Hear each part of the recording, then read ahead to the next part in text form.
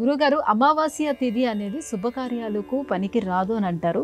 మరి ఈ అమావాస్య తిథి రోజున ప్రత్యేకంగా చేయవలసినటువంటి పనులు ఏమైనా ఉన్నాయా? బ్యాంకుకి వెళ్ళి డబ్బుని ఎఫ్డి చేయాలి. అమావాస్య నాడు డబ్బు పొదుపు చేస్తే ఆ డబ్బు అలా అలా పెరుగుతుంది. త్వరగా మనం ఖర్చు పెట్టే బుద్ధి మనకు కలగదు కనుక అది భద్రంగా ఉంటుంది.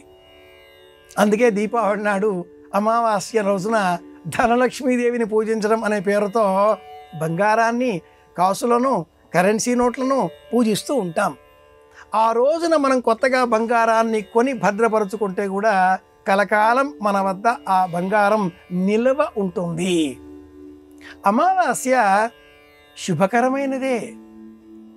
ఆ రోజున పితృదేవతల అనుగ్రహం మనం పొందగలుగుతాం. శ్రాద్ధకర్మ అంటే అశుభం అని అనుకోకూడదు.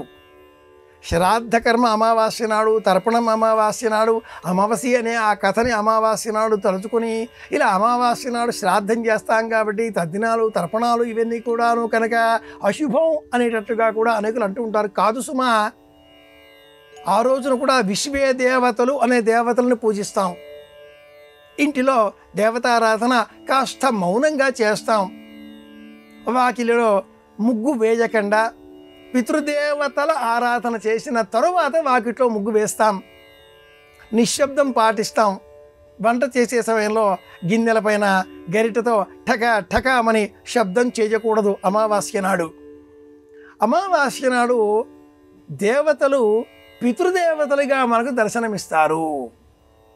సోమ పితృయమోంగిరశ్వార్త్వాగ్ని కవ్యవాహనాదయో ఏ పితర అనే సూత్రంతో పితృదేవతలు 7 వర్గాలలో మనకు సంతానాన్ని, ఆరోగ్యాన్ని, ఐశ్వర్యాన్ని ప్రసాదిస్తారు.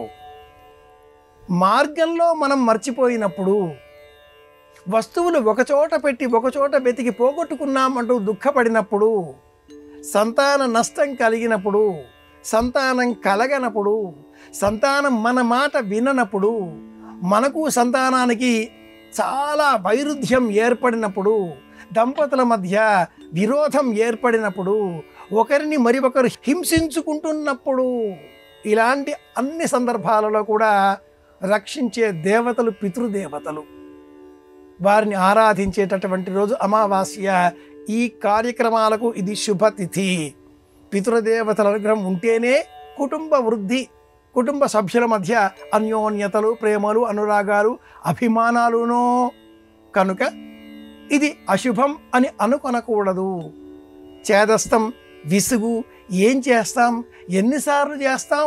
కాబట్టి మేము ఒకేసారి బ్రహ్మకపాలానికి వెళ్ళి పితృదేవతలకు అక్కడ శ్రాద్ధకర్మ చేసేసామండి, ఇక మళ్ళీ చేయక్కర్లేదండి.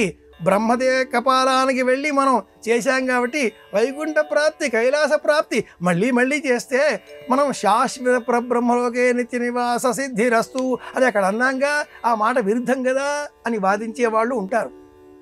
అజ్ఞానంతో వాదిస్తున్నారు అనుకోవాలి. శ్రాద్ధకర్మ నిత్యం, ప్రతిరోజు చేయవలసింది.